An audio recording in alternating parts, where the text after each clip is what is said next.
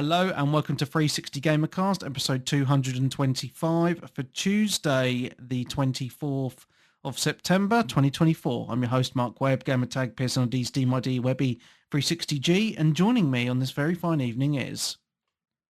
Back once again, it's Darkest Frost. And Sensei Switch returns. Yay! Back once again with the Renegade Master. Yes, we are back in action. It's been a interesting week in video games, I'd say. A few things going on, which we're going to talk about very shortly. Just to forewarning you, there is a thunderstorm going on above my head right now. And one of my children is not asleep because of said thunderstorm. So if I get disturbed, that'll be why. Hopefully everything will be okay. But just a little bit of a warning. We've had a lot of thunderstorms. We had 2 thunderstorms yesterday, one yesterday afternoon and one big one last night. And tonight we've got another one. And it's weird because I haven't had any thunderstorms in ages. So, very strange. So, yes, we're going to start with the news then. So, let's get into it then. PlayStation 5. We did talk about last week the PS5 Pro. Darren wasn't here, unfortunately. No. And I really wanted to talk to you about it because obviously we were slagging off the price point for the whole podcast and you were not here to defend your impending pre-order, Darren. Well, I'm not particularly too happy about the price, but I've got my own theories behind the price and it not being what people expected, and it's to do with another piece of news from the week. Oh, yes. So I'm going to guesstimate at this. So more news came out this week about the demise of Concord. I was hoping we could have put this atrocity of a game behind us, but we need to talk about it again because it's hit the news again. Apparently, that game lost Sony $400 million. At least, by the sounds of things. Which is insane to me. Absolutely insane. It's got money laundering or something. There's something has to have been going on there. There's no way you can put that amount of money into something and have it turn out the way it is when... Look at Ghost of Tsushima, that was like made for, was it 60 million? Yeah. Like, this is the most expensive game Sony's ever produced, and that's what it was. Yeah. Well, they were talking about, so some stuff came out this week about how it was going to be the next big game franchise for Sony, a bit like a Star Wars, where you can keep on making games and adding characters and stuff like that, and I am amazed because, it was in development for a long time, but I think it was either 4 or 6 years, something silly anyway. And obviously I played a private alpha or beta before it came out, and I just thought to myself, oh my God, what have they been doing in all this time? Because this is a sort of game that could probably be made in a year or two because it was just so fucking simple. And then obviously it had the really shit character designs and all the other bollocks where it just looked and felt like it'd been made by ChatGPT or something. Make me a bog standard fucking shitty game and spit something out, yeah? And so yeah, it's cost Sony 400 million, which, yeah, I'm shocked about because we've seen some amazing AAA games come out for way less than half that price. And as you say, Ghost of Sushi... 60k 60 million, yeah. It's just insane to me, and so there's lots of rumors swirling the internet about one of the reasons why the PS5 Pro is so expensive, why they're selling the disc drive separately, is to try and claw back some of that money, which does kind of make sense, but I'm not sure how true that is, really, to be fair, because the Pro versions of consoles are usually more expensive than the standard versions. However, but by not by this much. So I can kind of see that theory behind it, and especially since Sony have put the price up of the standard controllers and the bog standard PS5 in a few territories recently as well. So it kind of does glue together, but we can't say 100%, oh yeah, that's the reason why. So, Mind you, I've got to give them some props as well, because the way they've designed it so that you can have the attachable drive, they're actually only making one PlayStation 5 Pro. Whereas Microsoft, they will bring out a digital-only version, then a disk drive version. So manufacturing costs is going to be brought down from just having one base system. yeah. And obviously it does keep the price a little bit lower as well, because even though, as far as I'm aware, the disk drive version of the PS5 has vastly outsold the digital-only version. Yeah. Because people obviously don't want to get penned into just one thing. They just want that option there. And obviously you got your Blu-rays and 4K music and other things like that. So it's not necessarily just for games that people have necessarily got it for. I mean, I've never really been too pissed off that they've done this like additional thing. It's kind of like, we can just make the one model, and then we can sell that separately. And it's not like it's like a separate drive with a cord that plugs in. It actually just clips into the bottom of the machine and kind of looks like it's there the whole time. Yeah, well, the problem is, though, is I've got a couple of thoughts on this, though, with especially with someone like you, Darren, who loves your physical. I thought you'd be a bit more upset about this because, you know, you buy the system, yeah, it's fine, £700, right? But then you got to buy the disc drive, that's another £100. £800. It's only $80 in America. Yeah, I don't understand the weird exchange rates. Yes, yeah, I know. Like I get it. Yeah. Yes, I think it can also benefit in the future, because 9 times out of 10 when a machine goes wrong, back in the day, it was a disk drive that went wrong. Yeah. Just replace it. Yeah. Exactly. So it definitely has its benefits for them sort of doing this. Yeah, but then it's kind of like, it's like a pro and a con. It's like I said before, yes, obviously eventually like I'm going to probably disappear out of like gaming and just play the older stuff. And I'm with some of the new games that I've seen coming out, I couldn't give a shit that I'm not going to play them or not. Yeah. Like, they're just not made for me. They're made for an audience that I've got no idea who they are. Yeah. So yeah, it's obviously what's it. And as far as I'm concerned, graphics are almost at a state now where I'm pretty happy with them anyway. They look stylized. They still look like a game. They don't look super realistic. I don't particularly want super realistic games. I think we've got boring. To that point of diminishing returns now, haven't we? We're not, you know, we've gone way past that massive jump between systems that we used to see back in the day to, oh, look, here's the new console. The games look the same, but you're getting more frames. Well, yeah, that's it. We've moved from graphics to frames, and now we've gone from frames to reflections and fucking shit like that. Yeah. So it's kind of like they're trying to find improvements in areas that sort of like haven't been improved upon. Yeah. So, you know, because I think I mentioned last week, they did the video for the PS5 Pro, and from what I saw, the games looked exactly the same. And but I have seen some changes to Final Fantasy VII Rebirth though, and it does look more clear, shall we say, because you don't need the performance mode for the 60 FPS, so you got the quality mode version at that higher frame rate. And, you know, and to some people, that's worth an upgrade, right?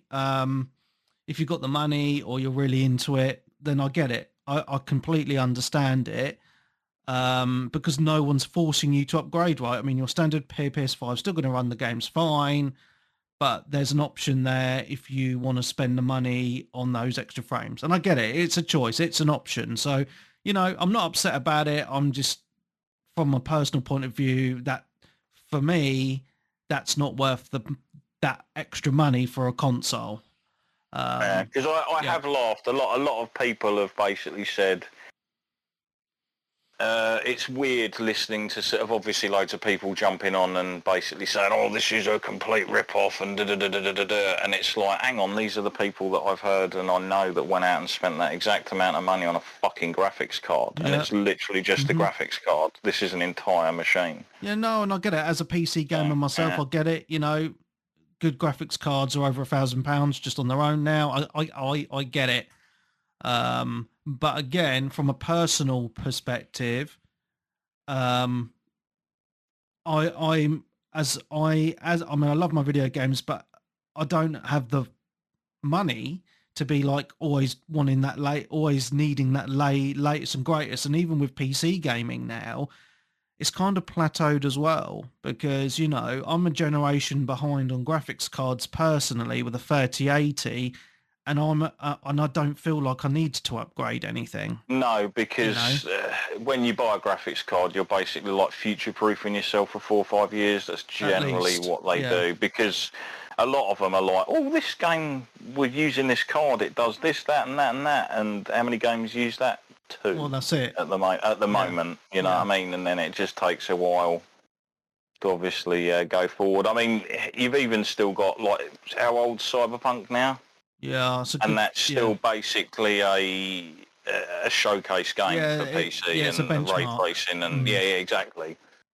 Yeah, well, and another thing that I find as well is console generations are lasting longer, because you look at the PS4 and Xbox One, well, mainly the PS4, and it's still supported. You know, there's still new games coming out on the PS4, and a lot of the games that are available on, say, the PS5, and the same for the Xbox, are, you know, either remastered of PS4 games, or the PS4 games just look and run better on the PS5 anyway.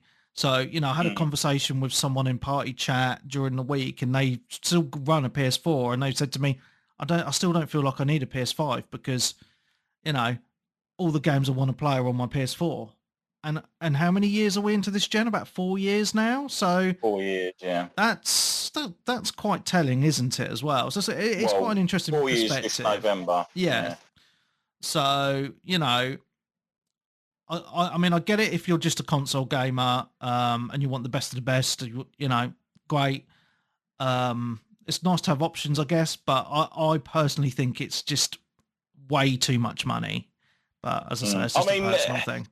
Listening to a Digital Foundry breakdown on all the different bits and bobs and what the system sort of is and everything you kind of get with it did make the pricing seem more reasonable for what they're asking. But again, it is a lot to ask in general for a console, just flat out anyway, full stop. Yeah. It is a lot of money, and I get it, but what I don't like about social media is all the fanboy wars, because there was all these people going on, oh, you know, the games on the PS5 still won't run at 4K. They're upraised using the AMD version of DLSS on Nvidia and stuff like that, and I'm thinking to myself, well, that's just technology, because, you know, most PC gamers use DLSS, which is basically running at a lower resolution, and then it uses the frame generation technology in the graphics card to clear it up to that higher resolution. So I don't really see the massive issue. Most PC gamers seem to run their stuff at about 1440, so they can get like 120 and stuff out of it. Yeah. Well, because there was this whole thing, and I laughed at it, about Alan Wake 2. It will only run at 800p on the PS5 Pro, but I looked into it more and I was like, well, it's actually using that version of DLSS for AMD, and so there isn't really a huge issue with that, really. I don't think, if you're still getting that really crisp, clear picture. It's just a different use of technology, right? But yeah, it's... I think I'm weird, because I'm not like staunch either way on this announcement. As I mentioned last week, I think it's too expensive, but the choice is there for people. So, you know, spend your money on what you want at the end of the day. And then we had the news this week, which I thought was really cool, actually, of the PlayStation 30th anniversary. So for the 25th anniversary, they did the same thing. I've got one of the controllers actually for the 25th anniversary for the PS4. They've done the PS1 grey color scheme for the PS5 Pro and the controllers. So you've got the yeah, so you got the standard. So basically, you got the PS5 Pro in grey, which is awesome. You've got the standard controller, which are selling separately in the grey, and also the DualSense Edge controller, which is kind of like the Uber controller that you can take apart and stuff like that. I love that color scheme, and the boxes as well look really cool because it's all like that old school style of the boxes. Yeah, like very plain and sort of almost like industrial. Yes. I see this on the Discord, and I love the way it is actually completely mimicking the original PlayStation box. Yeah, I can't. I need to scroll up and find it. There's been a lot of chatting here in the group. Oh, there it is. Found it. Yeah, it is. Even with the cable being plugged in the front in exactly the same way as the original box, which is so cool. Oh yeah, it looks wicked. It really does. The charger cable looks like a PlayStation 1 controller. It does. Well. Yes, really cool. So I think that's fantastic. They're only doing a limited amount of these though. 12,000 or something. They're already sold. Like scalpers are gonna love these. Yeah. Yeah, because I remember back in the day wanting to get a PS4 but could not get one. But they had plenty of controllers. So I reckon you'll be able to get a controller if you really want one.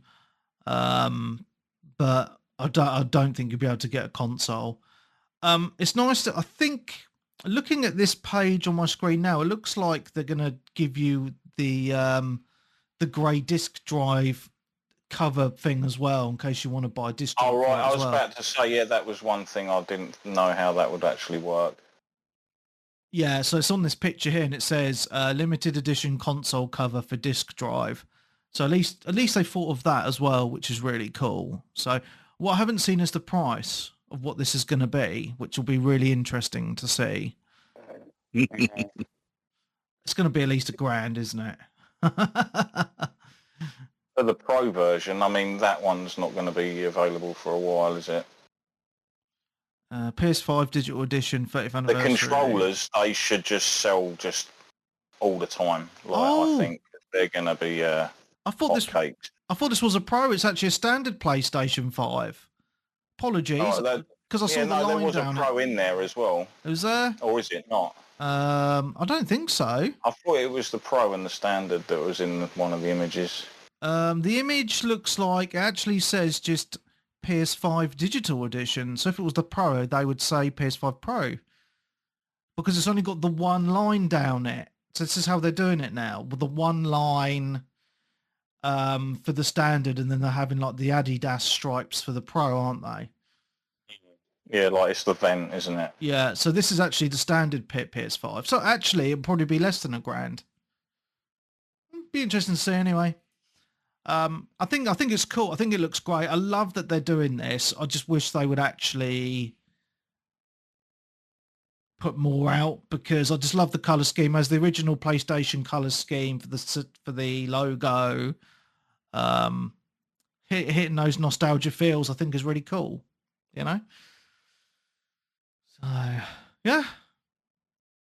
Anything else you wanted to say on the PS5? No. Not particularly, no. Okay. There's rumours online about the Switch 2. I just wanted to very briefly mention. Apparently, just take this with a grain of salt. Leaked images from the prototypes have leaked on a Chinese website. It basically just looks like a slightly bigger version of the Switch to me in this image, just a bit more rounded. If it's not broken, why fix it? Oh yeah, of course. So as I say, that looked quite interesting. There wasn't any more info on specs or anything like that, just what it's going to look like. But as I say, it just looks like a Switch, a Switch One, just a nicer looking version. So I just thought it was quite interesting news this week that those apparent leaks, not saying they're 100%, they are rumored leaks. Yeah. So I thought that was quite cool. I'm going to have to talk about a couple of other things. One's going to blend into a conversation I wanted to have with you guys as well. I'll get into that in a minute. God of War Ragnarok has launched on Steam this past week with a very low player count. Just under 23,000 concurrent players on Steam, which is 60% fewer than the original God of War's launch. Unsure why this is sold so poorly on PC, because obviously the original game came out quite a while after the PS launch anyway. So I've got a couple of theories on this. One is perhaps a lot of PC players have already got PlayStations anyway and are just buying the games that launch on PlayStation, or people just aren't interested. I don't know, because we've had this. I think it's two factors. Yeah. In my opinion, one, it's not as good as God of War. It's just not. Yeah. But I think the main reason is it's only available in a set amount of countries because of this PSN requirement shit. Yes. And there's people that are just refusing to flat out do that, so they're just like, screw it. Because it was like that, and Final Fantasy 16 were kind of having a player count off all week, weren't they? Where they both I was about to mention that. Yeah. Reasonably poor player counts for a game of their standard. Although Ragnarok isn't as good as the original, it's still a good game. Yeah, and it's still a good game and really well made and everything, but... Yeah, I thought it would have done better, and I was about to mention that actually down about Final Fantasy 16's release, not a dog, release on PC as well, because obviously that's been out on PC on PlayStation for a couple of years, about a year or so. Can't remember when it came out. 1 year. Just 1 year. Yeah. I absolutely loved it on PlayStation. I thought it was fantastic. And obviously it's released on PC, but again, not done too well, which is very strange. I've heard it's got performance issues. Yes. On certain things, so that might have held people off. And Square Enix aren't necessarily the greatest company when it comes to PC ports. So maybe some people held off on that as well until they were like, well, we'll wait and see how good it is first before. Yeah. Yeah. I just thought that was quite interesting that it's not so variable, because obviously Final Fantasy is a huge franchise. Usually the games sell very, very well. Square need to sort this out. This exclusivity with PlayStation. I think it's been a bit of a detriment to their game sales the last. But then has it? So. Because I don't think it would have sold any more copies. Because if you're saying that because it's on PlayStation, people have already bought it. Well, technically that copy's already sold then. Oh yeah. It would have just been on a different platform, and they'd have probably got less money because they probably charge a little bit less for it on PC, I'd imagine. Yeah, it's £45 on Steam. So you're not going to be getting any extra sales out of it. It's just going to be people will play it in different places. I think there's a couple of things here, right? I think they're leaving it too long. They need to do day and date.